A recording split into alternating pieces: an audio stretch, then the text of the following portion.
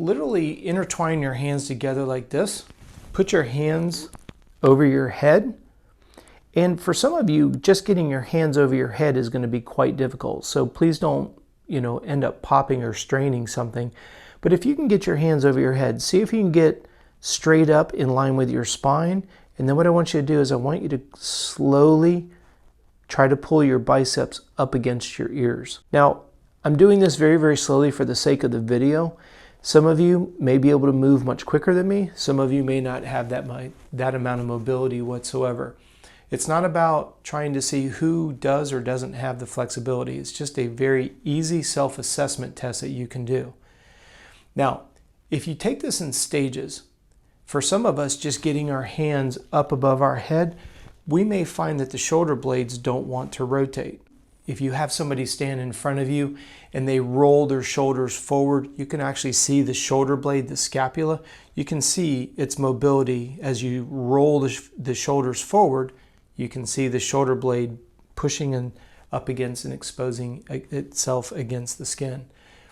Now, use your spine as a reference point. You have muscles called the rhomboids that reside from the spine going into the shoulder blade, the scapula. Those muscles are called the rhomboids, and they're responsible for pulling the shoulder blades backwards. Now, one of the things that people have a tendency to forget about is that every muscle has a counter muscle. The body's designed in a way that it has a counter muscle, usually from front to back, left to right, top and bottom. Some configuration of that, way beyond the scope of this video. So when you're moving your hands up over your head, we're sitting here talking about the biomechanics associated with the shoulder blades. Well, what happens if the shoulder blades won't move upward?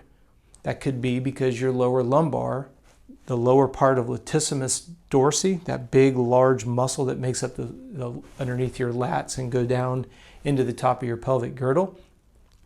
If that muscle has a lot of tension in it, it's not going to want to allow that scapula to move up. If the rhomboids in between the shoulder blades are super tight, they want to draw them inward. It's hard for the shoulder blades to move up.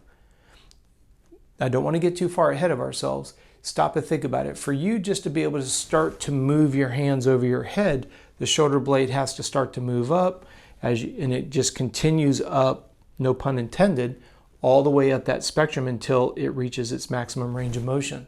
If you have optimized biomechanics, you should be able to get that hand all the way above your head. You should be able to get your bicep against your shoulder, against your ear, and you should be able to do that for both, and then you should be able to squeeze them together and hold it.